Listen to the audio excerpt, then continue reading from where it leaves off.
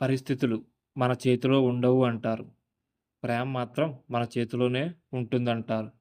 అయితే ప్రేమ ఉన్నా దాన్ని కాపాడుకోలేకపోయిన కథలే ఎందుకు ఎక్కువగా మిగిలిపోయాయి?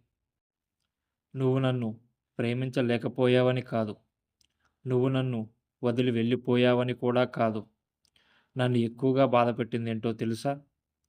ప్రేమించగలిగినా, పోరాడలేకపోయినా నీ నిశ్శబ్దం. నువ్వొక్క మాటంటే చాలు ఈ ప్రపంచం మొత్తం ఎదురొచ్చినా నేను నీ వెంటే నిలబడేవాడిని.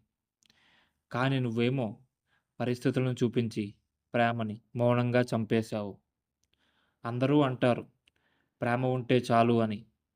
కానీ నాకు అర్థమైంది ప్రేమ ఉంటే సరిపోదు. దాన్ని కాపాడే ధైర్యం కూడా ఉండాలి అని. నువ్వు నన్ను ప్రేమించావు. అది నాకు తెలుసు. నీ కళ్ళల్లో నేను చూశాను. నీ మాటల్లో అది విన్నాను. నీ మౌనంలో కూడా అర్థం చేసుకున్నాను. కానీ పరిస్థితులు వచ్చేసరికి నీ ప్రేమ వెనక్కి తగ్గింది. నాకు కోపం రాలేదు.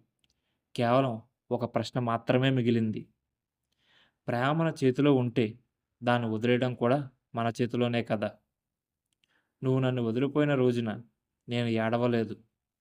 కానీ ఆ తర్వాత ప్రతిరోజు నేను గుర్తుంచుకుంటూ లోపలే చనిపోయాను. నీ కోసం నేనెప్పుడు పెద్ద త్యాగాలు చేయలేదు.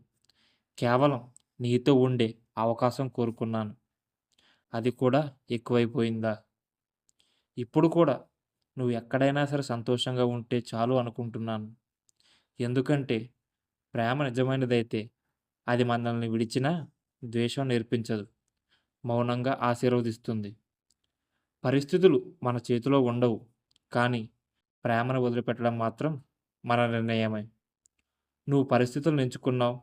నేను ప్రేమను ఎంచుకున్నాను. అందుకే నువ్వు ముందుకు వెళ్ళిపోయావు.